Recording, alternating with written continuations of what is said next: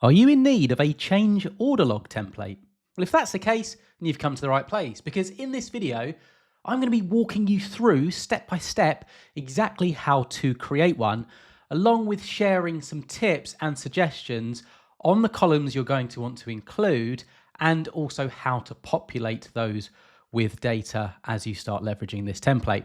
Now, if you are short of time, I have made this template available for instant download. It's pre-built, it's pre-optimized, and it will save yourself some time. So there is a link in the description down below if you want to check that out. That being said, let me now show you exactly how to create this template. Now, first and foremost, I just want to briefly talk about what this template is.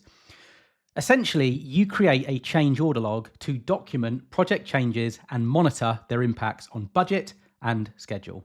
So as a project manager, you will want to maintain this document throughout the project lifecycle to ensure effective change management and communication. So with that in mind, let us now build it. So the first thing I'd recommend that you do is give the document a title. So in A1, we're simply going to type in change order log template. Now, if you call it template, this way you can save this. It could be to your local drive. It could even be to an intranet site. Essentially, you can leverage this for every single project that you want to use it on. So what I'm going to do is just increase the font size to about 36. And then from A1 through to, let's just go to Z1 for now. I'm going to put a nice light gray background. We can always change this. Now, the other thing we can do at this point is we can change the font depending on perhaps what we like the look of or that suits our organization's branding. So now what we're going to want to do is create a few different content areas before we create the main table. So this way we can kind of leverage it across different projects. So the first content area we're going to create is somewhere to document the key information for the project. So we're going to put project name. We are going to put project manager. We are going to put version record or version number. I'll put number in actually. Now, what we're going to do here is we're going to select from B3 to D3. I'm going to bold this. I'm going to put this light grey background on it as well. And I'm also going to put a border from B3 all the way through to B4. So it's all borders. We're also going to middle align, and we're also going to center. Now I'm going to move, what I'm going to do actually is I'm going to select column B, hold shift on my keyboard. It might be a different shortcut if you're on a Mac. I'm on a PC, but I've selected all columns from B through to Z, and I'm going to increase the column width to about 20 for now. Now we might need to change this in due course, but that should give us a little bit of width. Now what we've got here is some content areas. So this is where we can start putting in, as example, the official project name to identify which project the change order relates to, what project manager is responsible for overseeing the change order, and of course, which version number of this log is this? Is this the first iteration or is it, subsequent versions? Now, the reason why we've created these content areas is because at the end, what we're going to do is click on view and remove grid lines. That way you can see it's just nice and visual and it creates that kind of nice effect. So we've created this kind of box effect, but I'll put them back on for now because it does help with the formatting. So this is the first set of boxes we're going to create. Now, if you select from B3 through to D4, press Control C. Now in B5, press Control V. Again, that is a Windows shortcut. You might need the Mac equivalent. I'm basically just copying and pasting. Now what we want to do is create this little section. So contractor. So here we can list the contractor involved in the project to associate change orders with the appropriate party. We're also going to put contract number.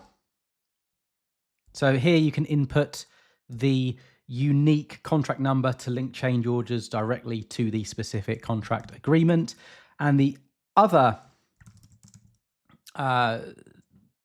content we want to kind of document here, the other field, if you like, is going to be, let's just leave it there for now. I think this is just, that will suffice. So we're going to remove that actually. I actually want to move these down as well. I should have done that in B6. Okay, so we've got the contractor and the contract number. Now, bear in mind, I'm showing you best practice here. You may not want to include all of these columns, all of these fields. It's just something that works particularly well.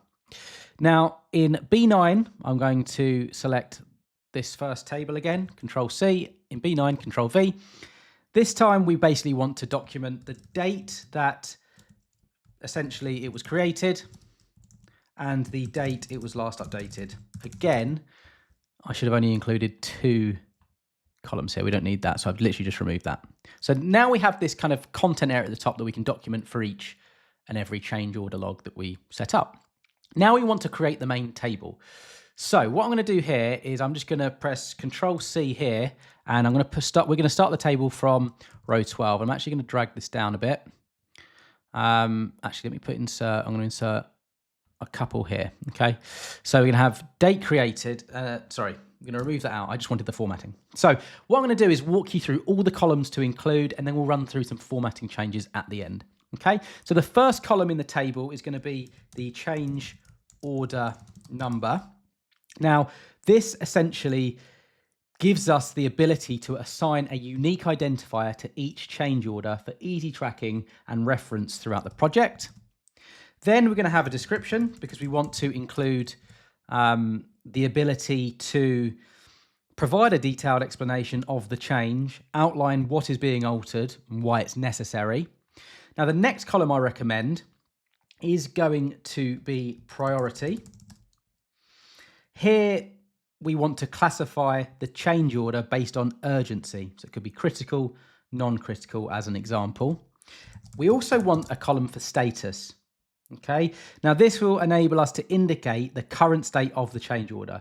For instance, is it initiated, in negotiation, approved, implemented, closed, etc. Now I'll come back to this because we can set up some drop downs in due course. Now what I'm going to do is just update that so it's spelled correctly. And then I'm going to select B14 on the home ribbon. I'm going to select Format Painter and I'm going to drag across. And you'll see it's just created that nice formatting. Now what I'm going to do is in B13, I'm going to type in details. I'm going to bold this. I'm going to increase the font size to 14. And in B13, left click and drag, I'm going to drag across to E13. I'm going to merge and center. I'm then going to put a darker background fill color. And you'll see what that's essentially done, and a border is just shown that everything underneath that is related to the details of the change order. We're going to be setting up various different categories. It just really makes it visual, makes it easy to understand and interpret. Now what I'm going to just do actually while we're here is in B15 all the way through down to B30, just put some borders on. So they're all borders. That's created a table if you like, and we can leverage this going forward. So let's carry on with the next section. So the next section is going to be personnel. So what we want to create in the personnel section are who is the change order initiated by, or in other words, the person, department that proposed the change. We then are going to want to have approved by, who basically approved, or who is going to approve, that it could be an individual or authority who approved the change order. This helps to ensure accountability and authorization. So we've got approved by. And I think that is going to be it for now. So we're just going to have these two in this section. So as such, F13 through to G13, merge and center, and then put on that formatting. So same formatting as this, we're going to bold that. So it's font size 14, bold, and these are merged. We're going to put the outside border on. Fantastic. And then what we can do is just put on this table here. So now we've done the personnel section. Now we want to create the dates, or an area to document all the important dates. So as an example, initiated date, or in other words, when you need to, it gives you the ability to record the date when the change order was first proposed. Now this is important to establish a timeline for processing. We're going to want to have negotiated date. So this enables us to enter the date when discussions about the change began. This can help highlight the negotiation phase. We then want to have the finalized date, or in other words, if I spelled that correctly, I believe so. In other words, this is the date when the change order was agreed upon and finalized, marking the end of negotiations. And then we can also have one for the approved date as well.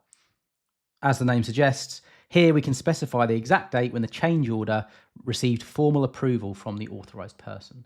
So again, just go through that process, bold, darker gray color, increase the font size, and we're going to merge and center. Lovely. And then I'm just going to put the outside borders on there. So if I select this, left click and drag down, I could do that quite easily. So now we've got the dates section. The next one we're going to be looking at, and I'd suggest you include, are financials. So the columns here you're going to want to include are cost/credit. Now in this column, you can document the financial impact of the change, indicating whether it increases costs or provides a credit to the budget. Next, you want the cumulative amount. Now, this enables us to, actually, cumulative, I spelled that wrong. Cumulative amount, this should be to date. Essentially, what this enables us to do is, I'm going to increase that a little bit wider there. But this enables us to automatically calculate the running total of all cost impacts from approved change orders to monitor budget changes. It's really important. And next we're going to introduce adjusted total. So here essentially we can update the new total project cost after incorporating the current change order, reflecting the overall financial status. So that's the adjusted total, and that is it for now. So let's again go through that process, merge center, bold, increase the font size, darker gray color, select all of these, and we're going to put this border on, looking good. Now we can create the fields or columns that enable us to capture everything relating to time. So for instance, cumulative time impact. So here we can document the total additional time required from all approved change orders to assess the overall schedule impact. We can also look at the adjusted project completion date. So what I'm going to do here is just make these a little bit bigger, increase the width. Now what we could do is we could wrap the text, and what that would essentially do is make it drop down onto a new line and keep the column width as is, but I'm going to expand these for now. Yeah, the adjusted project completion date, as the name suggests, enables us to keep track of how the project completion date changes after accounting for all the time extensions from the change orders. So that's the time section. Merge center, put this on bold, and increase the font size so it's uniform with the rest. Put this table on. Now, the final section is, I'm just going to call this added info. So here you could put things like reference documents, and you can include links to other resources, as an example, that are useful for each change order. And the last one is going to be comments or notes, just an area for us to pretty much add any additional remarks or pertinent information related to the change order for clarity and future reference. And it makes sense to make this a bit bigger. So the last thing we're going to need to do here is I'm going to merge and center these two. I'm going to put this darker background on, and I'm going to put that at 14. I'm going to bold that, and then we're going to put our borders on. At which point you pretty much have a change order log template with all of the columns you're going to want to include. The other thing you could do at this point is just set up some drop downs. So I'll give you a quick example of those. If you do buy the template in the description down below, you will get a pre-optimized template that has all of these set up by default and the ones you may want to include. But let me just show you what they are for now. So priority, right click. What you'd essentially be doing here, let's select from D15 through to D30 for now. Bear in mind, it's only going to be in this reference area. For instance, the drop-down won't be available here. So I'm just showing you how to set this up. D15 through to D30, I'm going to click on Data, Data Validation. In the Allow, we're going to change this to List, and we're going to basically put the options here. So we're in Priority. So what I'd recommend that you have are things like non-critical, critical, urgent. Actually, let's leave it as these two for now. That should make sense. And then if you notice, we have the ability to just have this. Well, we see the drop down. Okay. Now, status, you'd go through the same process. So just select all these for now.